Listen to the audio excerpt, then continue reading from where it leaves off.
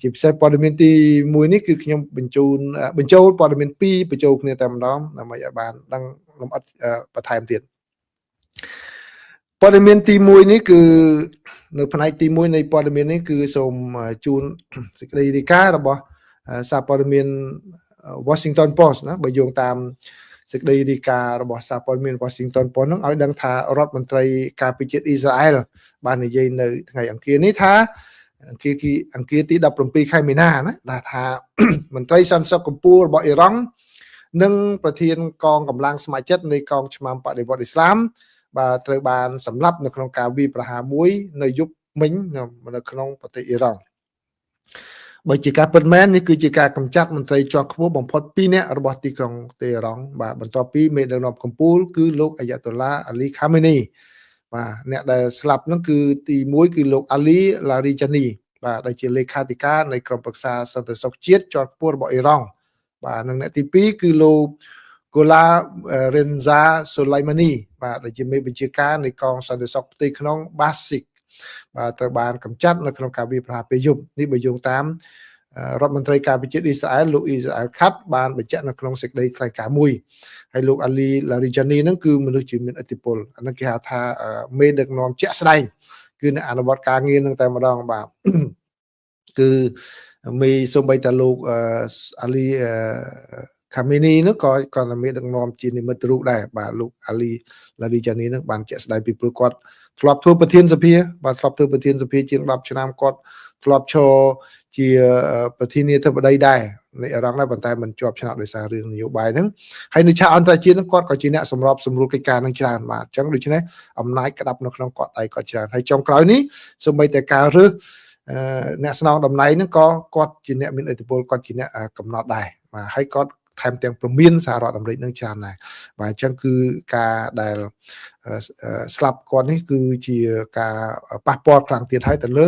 ថ្នាក់ដឹកនាំនៅក្នុងក្រុងតេហឺរ៉ង់ដោយឡែកអាញាធិបតេយ្យអ៊ីរ៉ង់មិនបានធ្វើអត្ថាធិប្បាយភ្លាមៗទៅលើការវាយប្រហារនោះទេដោយការអះអាងរបស់អ៊ីស្រាអែលបានបញ្ជាក់នឹងទេណាបាទអញ្ចឹងអ៊ីរ៉ង់មិនទាន់បញ្ជាក់នៅឡើយទេនៅក្នុងការបង្ហោះមួយនៅលើបណ្ដាញសង្គម X លោកឡារីចានីហាក់ដូចជាបង្ហាញនៅការគោរពដែលបានសរសេរដោយផ្ទាល់ដៃទៅដល់ទាហានជើងទឹករបស់អ៊ីរ៉ង់ដែលបានពលីជីវិតកាលពីពេលមុនបាទហើយនឹងការចូលរួមបុណ្យសពរបស់គេក៏ប៉ុន្តែគេអត់ដឹងច្បាស់ថាតើការដែលគាត់បង្ហោះសារនោះគឺសរសេរតាំងពីពេលណានោះទេបាទអញ្ចឹងអាចនឹងសរសេរហើយគេដាក់ឲ្យអ្នកផ្សេងបង្ហោះឬយ៉ាងម៉េចពីព្រោះអីតាមធម្មតាអ្នកធំអញ្ចឹងគឺ account Twitter របស់គាត់នោះក៏មិនមែនកាន់ខ្លួនឯងទេបាទមានអ្នកកាន់ឲ្យមានអ្នកសរសេរឲ្យដែរទេណាបាទដូច្នេះការស្លាប់របស់លោកឡារីចានីនឹងជាការកត់សម្គាល់ការធ្វើឃាតកម្រិតខ្ពស់បំផុតរបស់មន្ត្រីអ៊ីរ៉ង់ចាប់តាំងពីការសម្លាប់លោកអាយ៉ាតូឡាអាលីខាមីនីបាទនៅក្នុងការវាយប្រហារលើបរិវេណទីក្រុងតេហឺរ៉ង់កាលពីពេលចាប់ផ្ដើមសង្គ្រាមដំបូងដែលដឹកនាំដោយសហរដ្ឋអាមេរិកនិងប្រទេសអ៊ីស្រាអែលបាទដែលវាយប្រហារទៅលើប្រទេសអ៊ីរ៉ង់យុទ្ធនាការយោធាបានបំផ្លាញអ្នកដឹកនាំនយោបាយនិងយោធារបស់អ៊ីរ៉ង់គឺឲ្យបានបំផ្លាញហេដ្ឋារចនាសម្ព័ន្ធសំខាន់និងបំផ្លាញអគារស៊ីវិលប៉ុន្តែរបបអ៊ីរ៉ង់ដែលចុះខ្សោយនេះនៅតែរក្សាអំណាចបានដដែលហើយបានរារាំងចរាចរណ៍ការដឹកជញ្ជូននៅច្រកសមុទ្រហូម៉ូសដែលធ្វើឲ្យតម្លៃប្រេងបានកើនឡើងក៏ប៉ុន្តែបើប្រេងនៅថ្ងៃនេះចុះតិចដែរណាចុះមក$94ក្នុង1បារ៉ែលមិនជាថ្លៃលើស$100ដូចប្រហែលថ្ងៃមុនទេកងកម្លាំងការពារជាតិអ៊ីស្រាអែលក៏បានប្រកាសពីការស្លាប់នេះនៅក្នុងសេចក្តីថ្លែងការណ៍ដាច់ដោយឡែកពីគ្នាមួយនៅថ្ងៃអង្គារនេះផងដែរដោយនិយាយថាលោកឡារីចានីត្រូវបានសម្លាប់នៅក្នុងការវាយប្រហារតាមអាកាសនៅជិតទីក្រុងតេហឺរ៉ង់យោធារបស់អ៊ីស្រាអែលបាននិយាយថាលោកគឺជាមេដឹកនាំជាក់ស្ដែង de facto leader គឺជាមេដឹកនាំជាក់ស្ដែងរបស់អ៊ីរ៉ង់គឺជាអ្នកដែលបានដឹកនាំការសម្របសម្រួលសន្តិសុខទូទាំងប្រទេសរួមទាំងការបង្ក្រាបក្រុមបាតុករប្រឆាំងនឹងរដ្ឋាភិបាលកាលពីប៉ុន្មានខែមុនលោកឡារីចានីថ្មីនេះបានចែករំលែករូបថតនិងវីដេអូដែលហាក់ដូចជាបង្ហាញថាគាត់នៅក្នុងទីក្រុងតេហឺរ៉ង់កាលពីថ្ងៃសុក្រដែលចូលរួមនៅក្នុងពិធីដង្ហែពិធីបុណ្យទិវាបុណ្យរំលឹកខួបយោធាខុដដែលជាថ្ងៃនៃសាមគ្គីភាពជាមួយនឹងប្រជាជនប៉ាឡេស្ទីនដែលបានប្រារព្ធឡើងនៅថ្ងៃសុក្របាទដែលជាខែចុងក្រោយនៃខែរ៉ាម៉ាឌានដ៏ពិសិដ្ឋនៅក្នុងសាសនាអ៊ីស្លាម ថ្ងៃនេះអត់ស្រួលបាទតិចឡើងវិញសាររដ្ឋអាមេរិកបានដាក់ទណ្ឌកម្មលើលោក Larijani កាលពីខែមករាទាក់ទងនឹងការបង្ក្រាបរបស់ទៅលើក្រុមបាតកោរបស់អ៊ីរ៉ង់មន្ត្រីសហរដ្ឋអាមេរិកបាននិយាយនៅពេលនោះថាលោកទទួលខុសត្រូវក្នុងការសម្របសម្រួលការឆ្លើយតបក្នុងនាមជាមេដឹកនាំកម្ពុជារបស់អ៊ីរ៉ង់ហើយលោកបានអំពាវនាវជាសាធារណៈឲ្យកងកម្លាំងសន្តិសុខអ៊ីរ៉ង់បង្ក្រាបការតវ៉ាដោយហិង្សាលោក Larijani នៅតែរឹងរូសដោយសរសេរនៅលើប្រព័ន្ធផ្សព្វផ្សាយសង្គមក្នុងរយៈពេលប្រមាណថ្ងៃថ្មីនេះដោយលោកបានសរសេរតាមបណ្ដាញសង្គម X ថាលោកត្រាំនិយាយថាលោកកំពុងខិតខំស្វែងរកជ័យជំនះឲ្យបានឆាប់រហ័សខណៈពេលដែលការចាប់ផ្ដើមសង្គ្រាមគឺជារឿងងាយស្រួលវាមិនអាចឈ្នះដោយការសរសេរតែទ្វីតពី3របស់លោកត្រាំបានទេយើងនឹងមិនចោះចាញ់ទេរហូតដល់ធ្វើឲ្យលោកឯងស្ដាយក្រោយចំពោះការគុណគូខុសក្នុងការបើកការវាយប្រហារមកលើប្រទេសអ៊ីរ៉ង់កងកម្លាំងយោធារបស់អ៊ីស្រាអែលវិញបាននិយាយថាលោកសូឡេម៉ានីបានបញ្ជាក្រុមបាស៊ីកបាទអស់រយៈពេល6ឆ្នាំក្រោមការដឹកនាំរបស់លោកសូឡេម៉ានីអង្គភាពបាស៊ីកនេះបានដឹកនាំប្រតិបត្តិការបង្ក្រាបយ៉ាងសំខាន់នៅក្នុងប្រទេសអ៊ីរ៉ង់ដោយប្រើប្រាស់អំពើហិង្សាធ្ងន់ធ្ងរការចាប់ខ្លួនយ៉ាងទូលំទូលាយនិងការប្រើប្រាស់កម្លាំងប្រឆាំងនឹងបាតកោស៊ីវិលនេះបើតាមការសរសេររបស់យោធាអ៊ីស្រាអែលនៅតាមបណ្ដាញសង្គម X រដ្ឋមន្ត្រីក្រសួងការពារជាតិរបស់អ៊ីរ៉ង់គឺលោកខាត់បានអបអរសាទរចំពោះការវាយប្រហារនេះដោយនិយាយថាលោកនិងនាយករដ្ឋមន្ត្រីអ៊ីស្រាអែលលោក Benjamin Netanyahu បានណែនាំទៅដល់កងកម្លាំងយោធារបស់អ៊ីស្រាអែលឲ្យបន្តតាមប្រមាញ់មេដឹកនាំនៃរបបភេរវកម្មនិងការគៀបសង្កត់នៅក្នុងប្រទេសអ៊ីរ៉ង់ដើម្បីកាត់ក្បាលមេដឹកនាំរបស់ពួកគេម្ដងមួយនិងការពាររារាំងពួកគេមិនឲ្យដុះឡើងវិញបាននោះទេលោកបានបន្ថែមថាលោកមានគម្រោងធ្វើបច្ចុប្បន្នភាពដល់ប្រធានាធិបតីសហរដ្ឋអាមេរិកលោក Donald Trump អំពីការស្លាប់របស់មន្ត្រីសន្តិសុខជាន់ខ្ពស់2នាក់ដែលនៅសេសសល់នេះផងដែរបាទនេះគឺជាការវិវត្តមួយណាដែលតាក់ទងជាមួយនឹងការវាយប្រហាររហូតដល់ស្លាប់មេដឹកនាំសន្តិសុខរបស់ខាងអ៊ីរ៉ង់ទាំងពីររូបហើយនៅក្នុងការវិវត្តមួយទៀតដែរនៅក្នុងព័ត៌មានទី1នេះគឺមេដឹកនាំជាន់ខ្ពស់របស់អ៊ីរ៉ង់ថ្មីឥឡូវចេញសម្លេងមកហើយបានចេញចំហថ្មីបានបដិសេ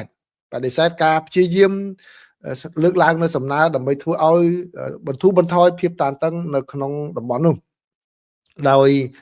បានថ្លែងសារបែបនេះតាមរយៈអ្នកដែលអន្តរការីដែលសម្របសម្រួលឲ្យមានការបន្ធូរបន្ថយនេះដោយមេដឹកនាំកម្ពុជារូបនេះគឺបានទាមទារឲ្យអ៊ីស្រាអែលនិងសហរដ្ឋអាមេរិកត្រូវតែបាទលុតជង្គង់មុនសិនមុននឹងដែលអាចនឹងបញ្ចប់សង្គ្រាមបានបើកមុខកញ្ចក់បន្តិចបាទសម្ដីបែបនេះខ្ញុំធ្លាប់ឮសូអ៊ីរ៉ាក់និយាយមេដឹកនាំអ៊ីរ៉ាក់និយាយអនាគតស្ថានភាពនៅអ៊ីរ៉ាក់យ៉ាងម៉េចគឺខ្ញុំបានឃើញប្រិមិត្តបានឃើញហើយបាទខ្ញុំឃើញនិយាយពាក្យបែបនេះខ្លាំងក្នុងពេលកន្លងមកគឺលទ្ធផលបាទផ្សេងពីអ្វីដែលនិយាយបាទគឺតតែសហរដ្ឋអាមេរិកហើយនិងអ៊ីស្រាអែលលុតជង្គង់ជាមុនសិនបានអាចនឹងបញ្ចប់អំពើការតានតឹងនេះបាននេះបើយោងតាមមន្ត្រីជាន់ខ្ពស់របស់អ៊ីរ៉ង់មួយរូបបាននិយាយនៅថ្ងៃអង្គារនេះបាទមន្ត្រីនោះបាននិយាយថាមេដឹកនាំកម្ពុជាគឺលោកអាយ៉ាតូឡា មូស្តាបា ខាមេនីបានជួបប្រជុំជាលើកដំបូងជាមួយនឹងប្រតិភូអន្តរជាតិដោយពិភាក្សាអំពីគោលនយោបាយការបរទេសចាប់តាំងតែពីលោកទៅបានតែងតាំងជាមេដឹកនាំកម្ពុជារួចមក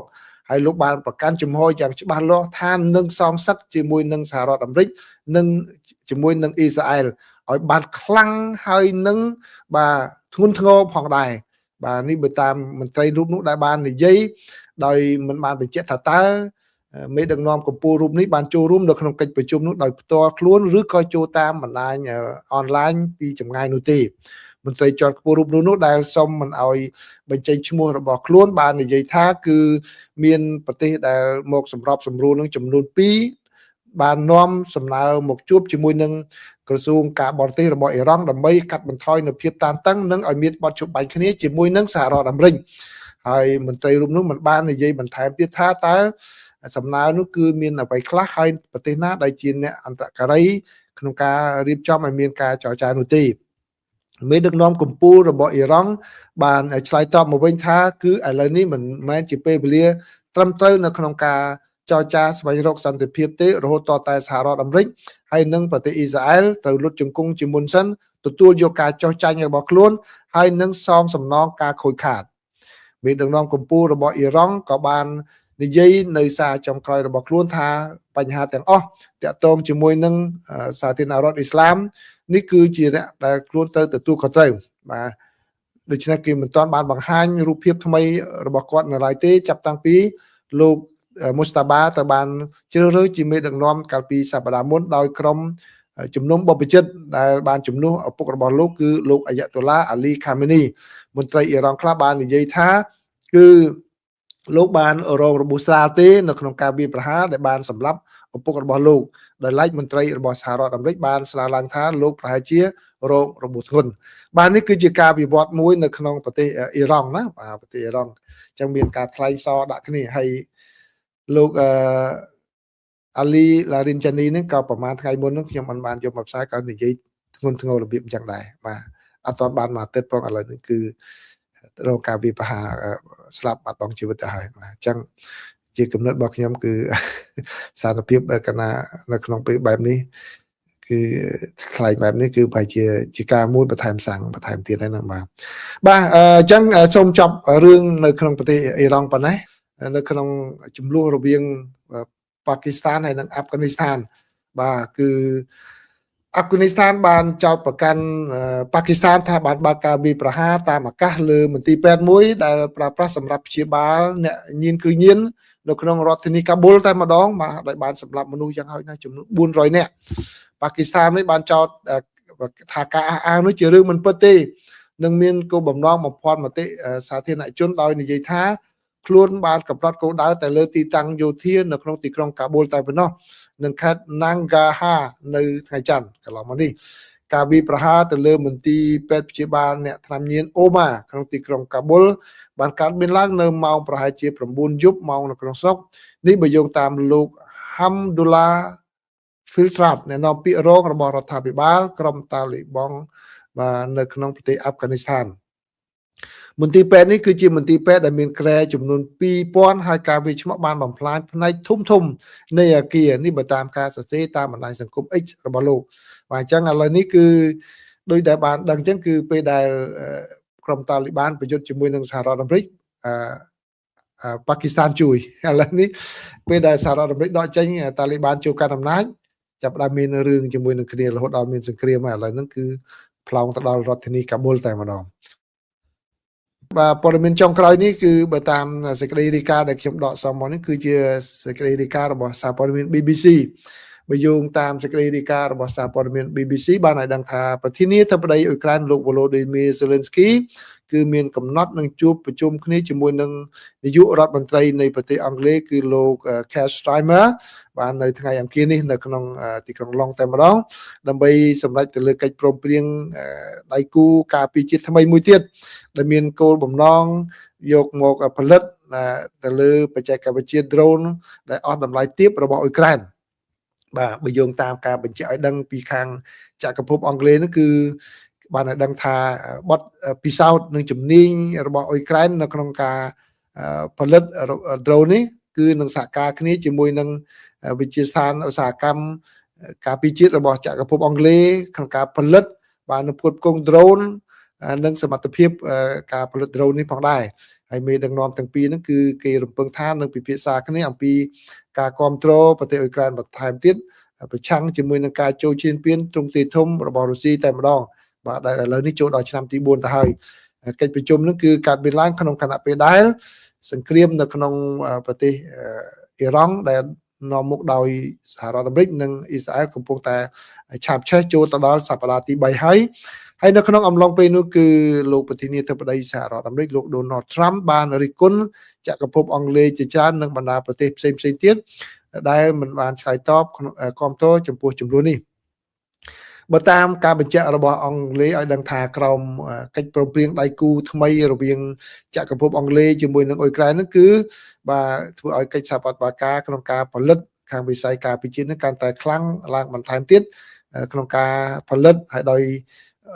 ចក្រភពអង់គ្លេសនឹងផ្ដល់ថវិកាជិត$1 លានសម្រាប់ទៅដល់ការផលិត drone ដែលបញ្ជាដោយ AI បាទដើម្បីធ្វើឲ្យកាន់តែសមត្ថភាព drone នេះកាន់តែល្អប្រសើរឡើងថែមទៀតបាទនេះបើយោងតាមសេចក្តីថ្លែងការណ៍របស់ខាងក្រសួងការពារជាតិរបស់ចក្រភពអង់គ្លេសបាទអញ្ចឹងដូច្នេះឆ្លងតាមព័ត៌មាននេះអានោះបានជម្រាបជាបន្តមកហើយគឺអ៊ុយក្រែនគាត់បានផលិត drone ដែលមានបំពាក់ AI ហ្នឹងគឺថាវាចេះទៅដល់ចាប់ទៅហោះទៅចិត្តគោលដៅ drone ផ្សេងទៀតហ្នឹងគឺវា lock គោលដៅហ្នឹងតែម្ដងហើយចង់រត់ទៅណាក៏តាមកំទេចទាល់តែបានដែរអញ្ចឹងគឺអ៊ុយក្រែនគាត់ផលិតមកហើយបានធ្វើតេស្តនៅក្នុងសង្គ្រាមបានជោគជ័យទៀតអញ្ចឹងប្រទេសនានាកំពុងតែត្រូវការវិនិយោគដើម្បីយកមកទុកការពារខ្លួនផងដែរវាអស់តម្លៃថោកបាទតម្លៃតែប្រមាណ$1000បាទឥឡូវហ្នឹងគឺមានប្រភេទ drone ខ្លះអ៊ុយក្រែនផលិតបានអស់តែ$1000បើធៀបជាមួយនឹងគ្រាប់មីស៊ីលដែលតម្លៃលាន$គឺថា drone នេះមានប្រសិទ្ធភាពអាចនឹងបាញ់កំទេចបាទ drone គេថា drone ប្រឆាំង drone ណាបាទអញ្ចឹងនេះគឺជាការវិវត្តថ្មីរវាងចក្រភពអង់គ្លេសជាមួយនឹងអ៊ុយក្រែនក្នុងខណៈពេលដែរមានបញ្ហាសមុទ្រHormuz នេះដែលអង់គ្លេសមិនបានចូលជួយតាមការពៀវនាវរបស់លោកត្រាំនោះទេធ្វើឲ្យលោកត្រាំរិះគន់យ៉ាងខ្លាំង